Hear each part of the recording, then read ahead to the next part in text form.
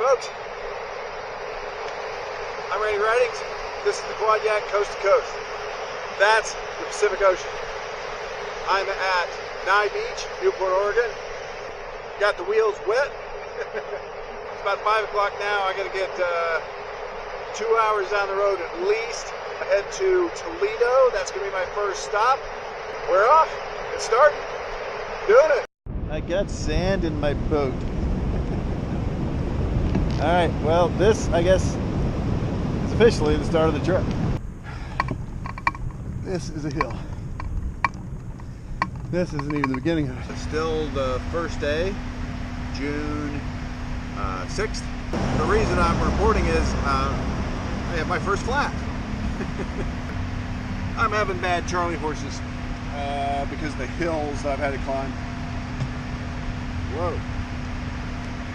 And I just got lightheaded there, standing up. All right, end of day 1 on the trip, June 6th. And I did 16.5 miles in 2.5 hours. Good morning. It is June 7th, the morning of the second day. So I'm in Toledo, Oregon right now. And my goal is Corvallis probably 2 days from now. So I'll just, which is like 36 miles. And probably try to do like 2 18-mile days if I can. So this is Pioneer Loop Road off of 20, a couple miles outside of Toledo. The brakes are smoking again. I can hear 20 over there, so I think I'm just about back at the intersection. I was wondering why I was like stalling out going downhill. Stopped to see if I had a flat or if my brakes were dragging. Turns out it's an optical illusion. Start rolling backwards. Now look at this.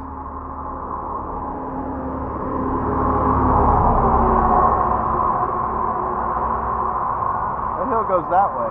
I'm on the Crystal Creek Loop. 7 miles long. Last night when I stopped, I got lightheaded a few times. Trying to be better about eating. The reason I'm so concerned about eating, I've done 2 long trips with this before. One was about 350 miles, the other was about 400 miles. The 11-day trip, I lost 11 pounds. 12-day trip, I lost 12 pounds. This is going to be a 100-day trip. Pound-a-day weight loss is not sustainable. I'm going to lose, I would say, 20 to 40 pounds on this trip anyway, but I'm shooting for not losing 60 to 80 pounds on this trip. Can't resist going across a covered bridge. Chitwood Bridge. So after leaving the bridge, went about a half mile down the road, saw a family with they had a trailer park and they were working outside. Got me thinking, you know, I'd done my mileage, they got a trailer park, maybe they had a pad that wasn't being used, a tent site, something. So I asked them, and I'm like, well, I don't have anything like that, but I own all that land down by the bridge. So if you're just looking for a place to pitch a tent, you can go down there. It's like 7 o'clock and I'm falling asleep. And I'm going, I can't go to sleep at 7 o'clock. But really, why not? But 2 days of hill climbing, the stress of getting, you know, rushing to get everything ready. You know, if your body's telling you to go to bed, maybe you should go to bed. This might be Thursday the 7th, signing off. Good morning. Friday, 8th of June, day 3 on the cross-country trip. I've made, totaled up 32, 35 miles in 2 days. But the real news is I slept 13 hours. I don't ever do that. That's a sign I think my body was giving me to rest up and repair stuff. I did wake up once when some animal was sniffing the back of my head through my tent. Don't know what it was, but he was low to the ground. So it was probably a raccoon, possum, maybe a neighborhood dog or cat, who knows. I just sat up and I kind of heard him kind of scamper off. That was that. People ask, aren't you afraid of animals in the wild? Most of the time they're more afraid of you. Case in point. So all the side roads I've taken, I've only actually made 21 miles of forward motion. Newport to here. Corvallis is still 33 miles that way. So essentially I'm documenting me breaking the law.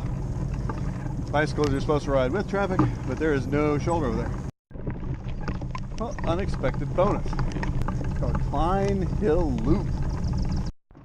Bingo, Klein Hill Summit, Coast Range, elevation 770 feet. That bridge I camped at last night was 68 feet. So I've climbed 700 feet today, but I did that in like an hour. Destination 1 today, Burntwood Store. Supposedly half a mile that way is campground. All right, puppy. You good boy. I don't need any gas. How y'all doing? Well, I am at the Fur Road campground, and it is raining. I actually got the tent set up while it wasn't raining. Kind of comes and goes. That building, showers, laundry, bathroom. So I am going to use all of the above. I might just take a down day tomorrow. This is a nice enough place. Like I said, I can just sit in here during the day, even if it's raining out here. I wouldn't care. But for a rainy day in Washington, this is about as good as a biker could hope for. Good morning. Saturday, June 9th, and maybe you'll hear that. I'm going to take a down day today. It's raining. It rained off and on all night. It's going to rain off and on all day. But met an older gentleman who had ridden some long distance stuff, but he's been bringing me stuff. He brought me all this Gatorade and water and Pop-Tarts and oatmeal. He knows bikers. It's just not really worth it to ride in this. The temperature drops amazingly when these rainstorms hit. I'm talking probably a 20-degree difference. So this is right at 15 minutes after the last video. It just keeps doing this. It's just blue sky, then rain. What I'm working on here is my new pontoons. That is a small boogie board cut in half, and that fits right between those forks. What that does is it brings the bottom of the flotation back here level with the bottom of the boat. Gets me a little flotation back in the back where I want it, and out, keep me from tipping over. Alright, Sunday, June 10th. Well, it was supposed to stop raining at 12 o'clock. It is now 1:30, and it has been doing this since it started at about 10:30 this morning. So I can't really spend another day not moving. I've taken my down day, and now it's time to start riding again. I got two big hills between me and Philomath, so that's kind of my goal, which is about 15-16 miles away.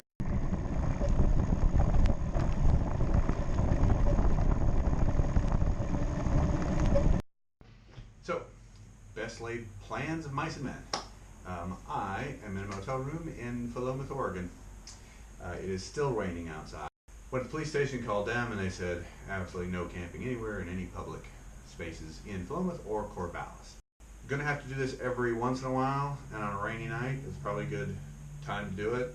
It's supposed to clear up tomorrow. Head into Corvallis, which is now only 5 miles away. Get there, work on the pontoons a little bit, get in the river somewhere. All right, so that's it for today. Sunday the 10th, so this is day 5. Today's mileage should bring me up somewhere around 63, 64 miles so far in 5 days.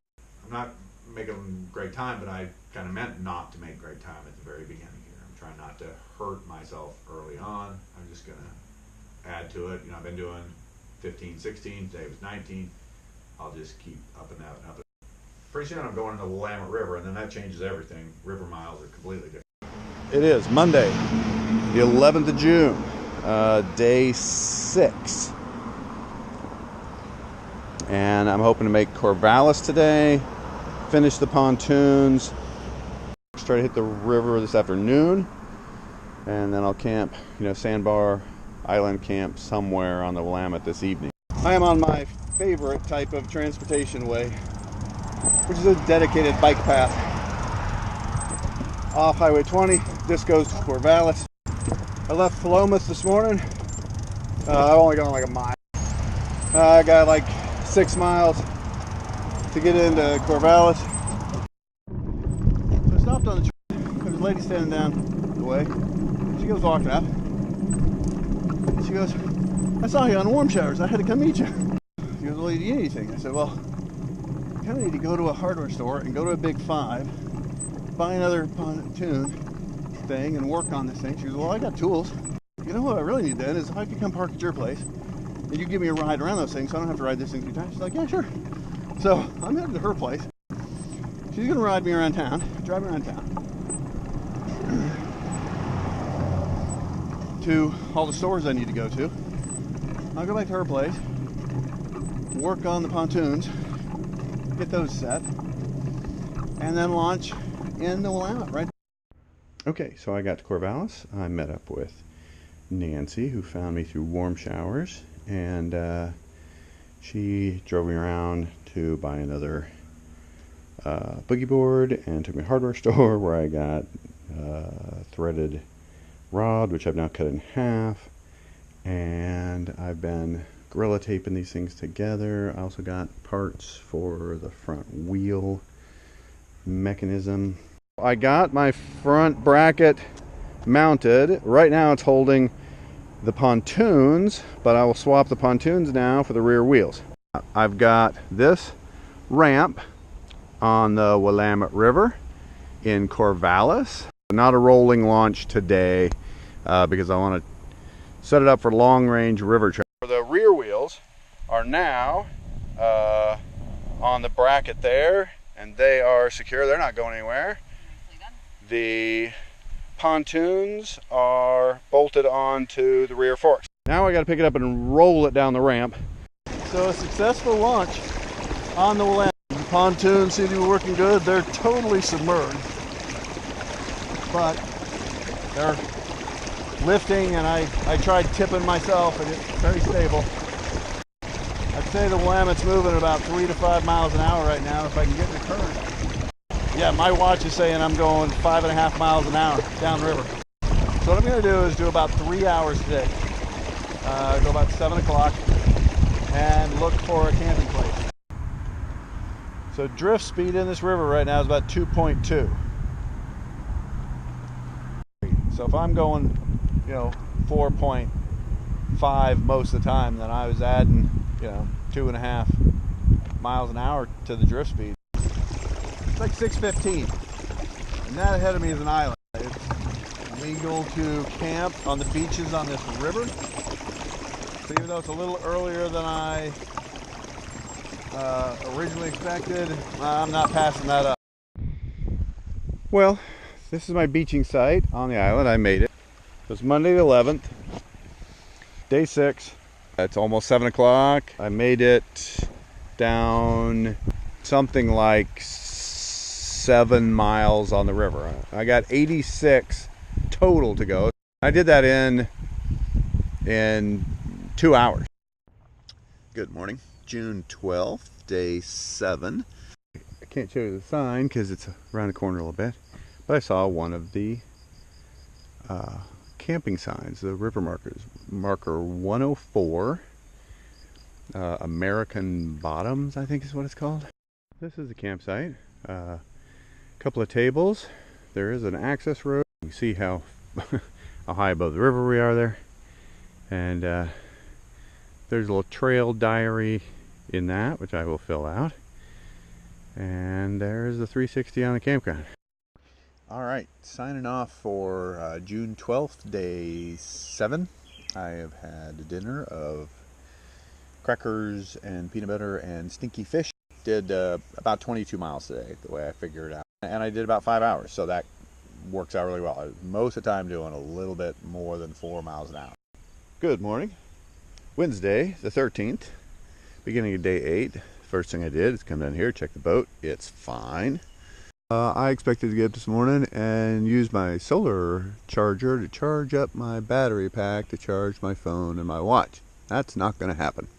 It's not yet. It's actually drizzling a little bit. Well, it is end of day 8, Wednesday the 13th. Should have been Friday the 13th. I'll fill you in more tomorrow when I have a charge. Some days are great, some days not so great. I did do 27 miles today.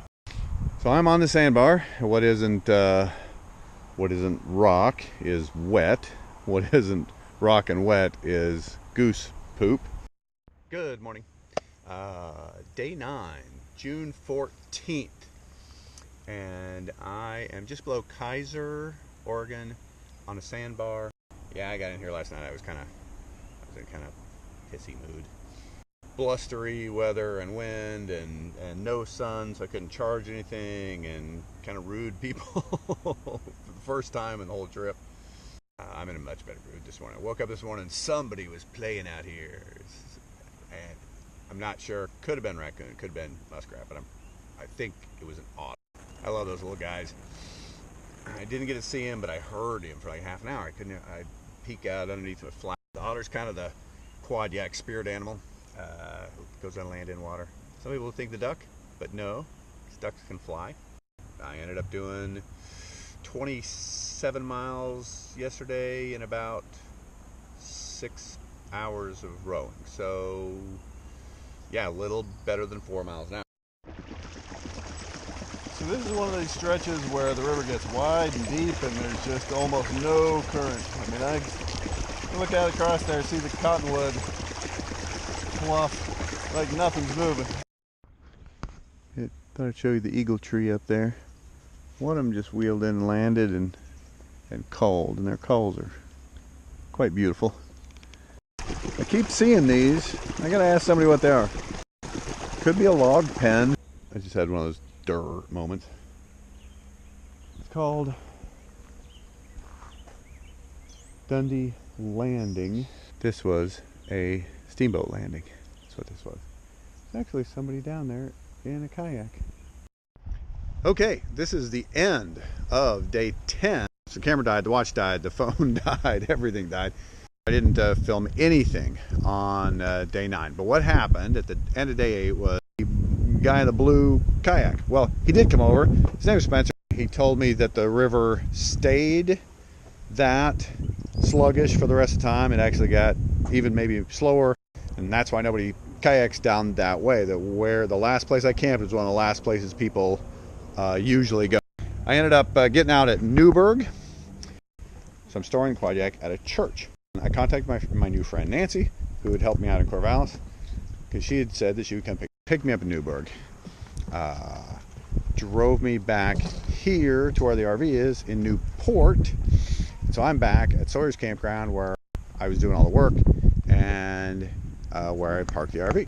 Somebody sent me a thing from the Department of Transportation saying that they were recommending bikers not take I-84. They're doing a lot of construction. There had been a fire.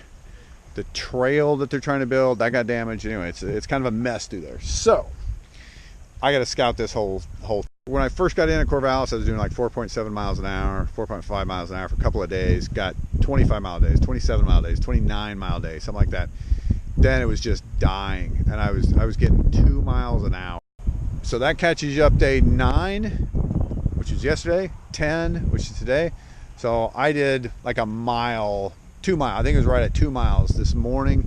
Hit the ramp first thing in the morning, got into Newburg, got the Quadyak stored, got a ride back here all in one day. That all worked pretty good. In 10 days, I've been on the move 8 of those.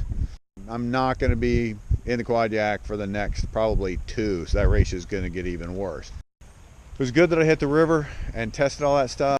All I really need to take from the RV, once I get over there, I'll bring back like some food, some clean clothes.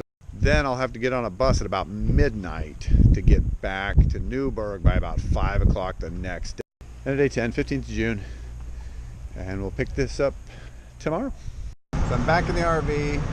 I'm driving to Newburg, where the Quadyak is, but I'm not picking it up. I'm going to drive ahead in the RV and scout. I wanted to show you a little 101 here. This is one of, if not the most beautiful drives in America, I think. You just got constant little flashes of the ocean on one side, forests on the other.